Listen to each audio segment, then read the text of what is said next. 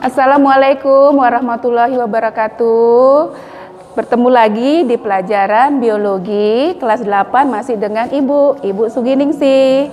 Nah, kalau kita dulu kelas 7 sudah mempelajari tentang ciri-ciri makhluk hidup. Masih ingat anak-anak kan? Ada berapa ciri-ciri makhluk hidup?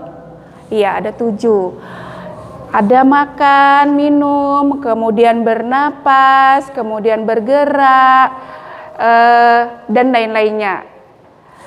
Salah satunya yaitu gerak, sistem gerak.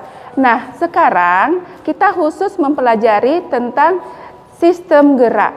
Sistem gerak kita khususkan pada manusia, yaitu kita bisa bergerak, kita bisa melompat dan sebagainya karena ada organ yang menunjang untuk kita melakukan aktivitas tadi. Nah, gerakan yang kita lakukan itu ada gerak pasif dan juga ada gerak aktif. Sistem gerak yang gerak pasif ini terdiri dari di sini sistem rangka. Rangka yang ada pada tubuh kita. Rangka kepala, rangka badan, dan anggota gerak. Nah, kita lihat di sini rangka ini alat gerak pasif karena dia harus digerakkan baru bisa bergerak. Rangka pada manusia itu terdiri dari 2 jenis tulang, yaitu tulang rawan. Tulang rawan ini yang disebut namanya dengan tulang muda atau kondrosit. Sementara satu lagi yaitu tulang keras. Tulang keras itu ya tulang yang biasa kita kenal. Nah, ini semua membentuk suatu sistem struktur tubuh kita sehingga mempunyai rangka yang kokoh, sehingga kita bisa dikatakan tinggi, kemudian gagah, dan sebagainya. Ini, rangka tubuh kita ini digerakkan oleh alat gerak yang aktif. Alat gerak yang aktif itu terdiri dari otot. Otot ini ada 3 macam. Otot pada manusia yaitu ada otot polos, otot lurik, dan otot jantung. Sesuai dengan namanya, otot polos itu kalau kita lihat di bawah mikroskop, dia memang warnanya polos. Ini terdapat pada alat-alat pencernaan, kemudian juga ekskresi, dan sebagainya. Sedangkan otot lurik, kalau kita lihat di bawah mikroskop, memang dia bentuknya berlurik-lurik. Ada bagian gelap, terang, sehingga dia seperti berlurik-lurik. Otot lurik ini yang sehari-hari kita sebut namanya daging. Nah, kalau kita katakan daging ayam, daging lembu, daging kita inilah sebenarnya yang disebut dengan otot lurik. Otot yang satu lagi yaitu otot jantung. Sesuai dengan namanya, otot jantung ini hanya terdapat pada organ jantung. Bentuknya hanya sekepalan tangan kita. Dia punya istimewa karena keistimewaan otot jantung ini yaitu bentuknya dia mirip dengan otot lurik, tapi dia sistem kerjanya sesuai dengan otot polos. Nah, anak-anak, untuk selanjutnya mengenai keterangan daripada tulang agar lebih mudah, kita lanjutkan. Simak video ibu yang berikut ya. Fungsi rangka pada manusia yang pertama yaitu sebagai penegak tubuh, yang kedua sebagai pembentuk tubuh, yang ketiga sebagai alat gerak pasif, yang keempat sebagai pelekat otot-otot. Otot di sini adalah otot lurik yang kita kenal dengan otot rangka. Yang kelima, formasi sendi-sendi. Sendi itu adalah hubungan antar tulang. Sedangkan yang terakhir, yang keenam, yaitu tempat pembentukan sel darah. Nah, sistem gerak pada manusia kita lanjutkan, yaitu organ-organ atau tulang-tulang penyusun sistem gerak. Nah, perhatikan pada gambar berikut.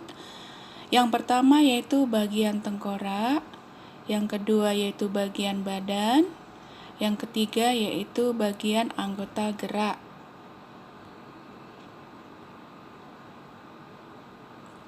Yang pertama bagian tengkorak atau kepala, yaitu tersusun atas tulang pipi. Di sini fungsinya adalah melindungi organ yang sangat penting, yaitu otak. Kita lihat di sini tulang-tulang penyusunnya antara lain tulang dahi, kemudian tulang baji, dan seterusnya. Perhatikan ya nak, semua tulang-tulang penyusunnya di sini.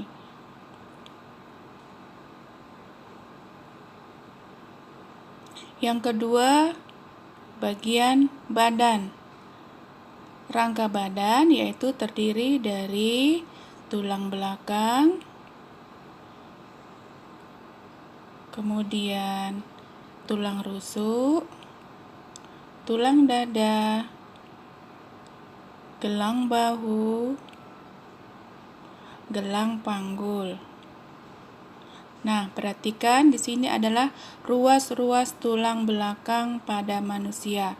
Terdiri dari 7 ruas tulang belakang bagian leher yang membentuk leher, kemudian 12 ruas tulang punggung, 5 ruas tulang pinggang, 5 ruas tulang kelangkang, dan 4 ruas tulang ekor. Nah, mungkin bertanya, apa manusia punya ekor? Tulang ekor pada manusia ada, yaitu 4 ruas dan telah bersatu. Jadi, kita tetap punya tulang ekor. Kemudian, yaitu tulang rusuk dan tulang dada. Tulang rusuk di sini perhatikan ada 3 bagian. Yang pertama tulang rusuk sejati terdiri dari 7 pasang. Tulang rusuk sejati dikatakan dia tulang rusuk sejati karena tulang rusuk sejati ini menghubungkan tulang bagian belakang dengan tulang dada. Kemudian tulang rusuk palsu 3 pasang. Tulang rusuk palsu ini ujungnya tidak melekat pada tulang dada, tetapi pada tulang rusuk yang nomor 7. Kemudian tulang rusuk melayang ada 2 pasang.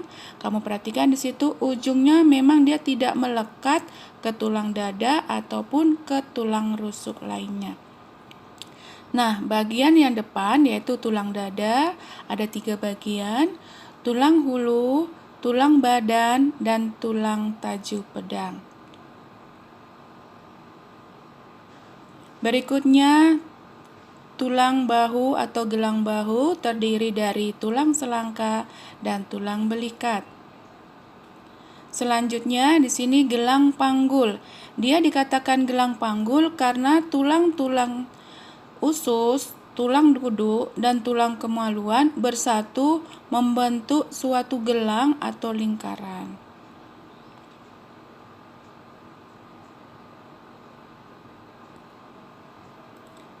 Yang berikutnya anggota gerak. Anggota gerak ini ada 2, yaitu anggota gerak atas, yaitu terdiri dari tulang lengan atas, tulang pengumpil, tulang hasta, tulang pergelangan tangan, dan tulang jari-jari tangan. Kemudian, anggota gerak bawah terdiri dari tulang paha, kemudian tempurung lutut, tulang betis, tulang kering, pergelangan kaki, telapak kaki, dan jari-jari kaki.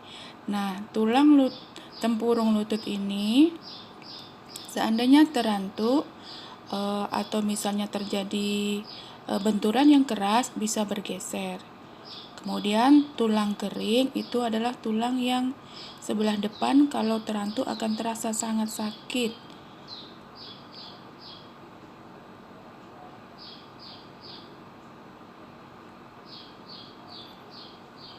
Kita lanjutkan yaitu jenis-jenis tulang.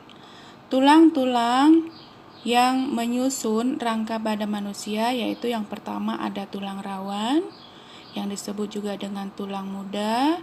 Sifatnya itu lebih lentur karena banyak mengandung zat perekat.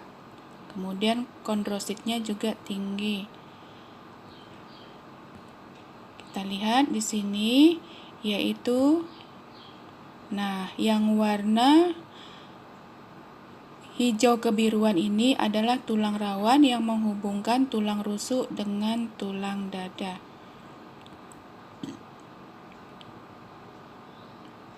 Yang kedua, tulang keras. Tulang keras ini sudah banyak mengandung zat kapur sehingga dia kokoh dan kuat.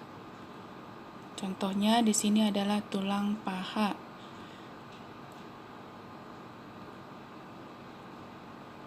Nah, berdasarkan bentuk-bentuknya, tulang dibedakan menjadi yang pertama tulang pipa.